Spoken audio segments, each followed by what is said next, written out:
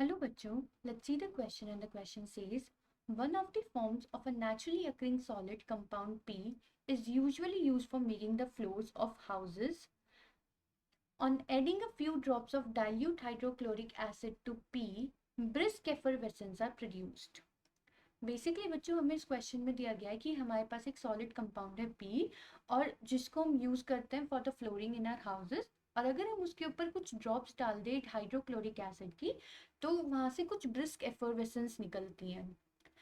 Now when 50 gram of reactant P मतलब जो ये रिएक्टेंट पी हमने ले रखा है हम अगर इसे स्ट्रांगली हीट करें then 22 gram of gas Q and 28 gram of solid R is produce were produced as products. Gas Q is the same which produce brisk effervescence on adding dilute HCl to P. Gas Q is said to cause global warming, whereas solid R is used for whitewashing. And फिर इस सारी information पे बच्चों हमें यहाँ पे 5 part given है ABCD जो कि हमें यहाँ पे सॉल्व करने हैं। तो बच्चों लेट्स डू द क्वेश्चन। सबसे पहले हम की कॉन्सेप्ट लिख लेते हैं फॉर दिस क्वेश्चन। की कॉन्सेप्ट में हम सारी इंफॉर्मेशन को गैदर कर लेंगे सो दैट हमारे लिए सारे पार्ट सॉल्व करने काफ़ी ईजी हो जाएंगे। तो बेसिकली बच्चों अगर हम यहाँ पे देखें हमें एक पी कंपाउंड गिवन है जो कि सॉलिड है नेचर में, ये हमारे यूज होता है फॉर द फ्लोरिंग। लेकिन अगर हम इसमें थोड़ी सी ड्रॉप ऐड कर दे डाइल्यूट HCl की तो यहाँ पे ब्रिस्क एफर्वेसेंस निकलती है, ब्रिस्क एफर्वेसेंस। और अकॉर्डिंग टू सेकेंड कंडीशन अगर हम देखें कि हमने पी रिएक्टेंट लिया है जो कि हमने यहाँ लिया है 50 ग्राम, अगर हम इसे हीट करते हैं स्ट्रांगली तो ये दो चीज़ें फॉर्म करता है, एक तो क्यू जो कि गैस है प्लस आर जो कि सॉलिड है। क्यू है 22 ग्राम एंड आर प्रोड्यूस हो रहा है 28 ग्राम। और यहाँ पे क्वेश्चन में इंफॉर्मेशन दी गई है कि जो ये क्यू गैस है ये सेम है जो यहाँ पे ब्रिस्क एफर्वेसेंस प्रोड्यूस हुई थी हमारी कंडीशन फर्स्ट में। हम इसे कंडीशन फर्स्ट और कंडीशन सेकंड लिख लेते हैं। तो हम कह देते हैं कि ब्रिस्क एफर्वेसेंस किसकी थी, वो क्यू गैस की थी। According to this question student information given है कि जो गैस क्यू है that is the cause of global warming. तो बेसिकली बच्चों अगर हम देखें according to this question flooring के लिए जो हम यूज करते हैं solid substance in our houses generally वो होता है मार्बल। मार्बल एंड मार्बल का केमिकल फॉर्मूला होता है कैल्शियम कार्बोनेट यानी कि CaCO3। तो अकॉर्डिंग टू दिस क्वेश्चन हमने यहाँ पे CaCO3 लिया है यानी कि हमने क्या लिया है, कैल्शियम कार्बोनेट लिया है, कैल्शियम कार्बोनेट। और इसको अगर हम हीट कर रहे हैं स्ट्रांगली तो ये प्रोड्यूस करता है carbon dioxide gas plus calcium oxide, solid and gaseous in nature. तो जो ये हमारी गैस है ये कौन सी है, कार्बन डाइऑक्साइड। एंड क्वेश्चन में हमें ऑलरेडी गिवन है कि जो गैस क्यू है वो कॉज है global warming and carbon dioxide बहुत ज़्यादा रिस्पॉन्सिबल है ग्लोबल वार्मिंग के लिए। And solid R is use for white washing, तो हाँ हम कैल्शियम ऑक्साइड को यूज करते हैं फॉर वाइट वॉशिंग। तो on the basis of all these information हम सॉल्व कर पाएंगे अपने ABCD पार्ट। तो बच्चों सबसे पहले हम चेक करते हैं अपना A part. A part is asking us what is first solid P, second gas Q, third solid R. तो अब हमने सारी इंफॉर्मेशन गैदर कर ली है तो आई थिंक हम अपना ऑप्शन ए कर पाएंगे। ऑप्शन ए, तो फर्स्ट पार्ट सॉलिड पी हमें बताना है। सो solid P is actually calcium carbonate, इसका केमिकल फॉर्मूला है CaCO3। फिर सेकेंड पार्ट देख लेते हैं बच्चों। सेकेंड पार्ट में हमसे पूछा है गैस क्यू, तो गैस क्यू हमारी यहाँ पे है carbon dioxide gas, carbon dioxide यानी कि CO2। एंड फिर बच्चों थर्ड पार्ट में हमें पूछा गया है सॉलिड आर, तो सॉलिड आर है यहाँ पे कैल्शियम ऑक्साइड, कैल्शियम ऑक्साइड यानी कि CaO।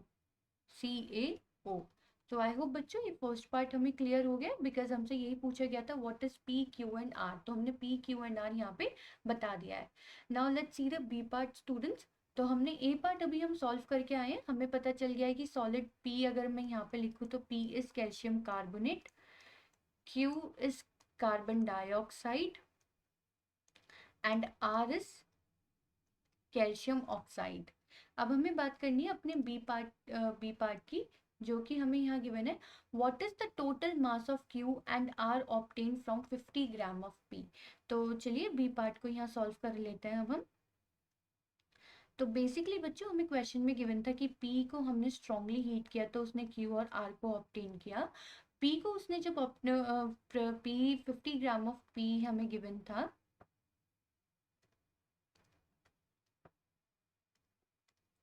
50 gram of P and according to this question अगर हम देखें, गैस Q है 22 ग्राम एंड सॉलिड R है 28 ग्राम। तो अगर हम यहाँ पे देखें Q प्लस R का मास, तो that is 22 gram plus 28 gram, that is 50 gram. तो कितना प्रोड्यूस हो रहे हैं total mass of Q and R from 50 gram of P, that is 50 gram. So P part is also clear. अब बात करते हैं सी पार्ट की। In C part they are asking is how does the total mass of Q and R formed compared with the mass of P taken. तो basically हमसे पूछा गया है हम कैसे इनके मासेस को कंपेयर करेंगे रिएक्टेंट और प्रोडक्ट की साइड को। तो सी पार्ट है स्टूडेंट्स, अगर हम बात करें, पी फॉर्म कर रहा है क्यू प्लस आर, पी का भी मास है 50 gram in total and Q plus R का भी टोटल मास है 50 gram. That means total mass of P यानी कि reactant is equals to sum of masses of Q and R, that is the product side. तो mass of total mass of Q and R is equals to total mass of P here. तो option C is also done guys. अब हमें देखना है अपना option D. Option D is what is the conclusion do you get from the comparison of masses of products and reactant, कि हमें यहाँ पे क्या कंक्लूजन देखने को मिल रहा है। तो बेसिकली बच्चों अगर हम देखें यहाँ पे, तो हमें देखने को मिल रहा है,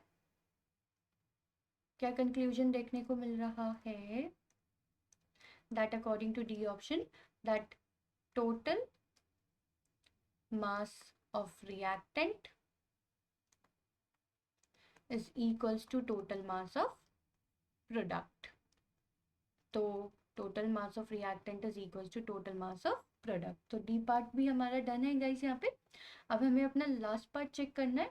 last part is E part, जो कि हमसे पूछ रहा है कि which law of chemical combination is illustrated by the example given in this problem।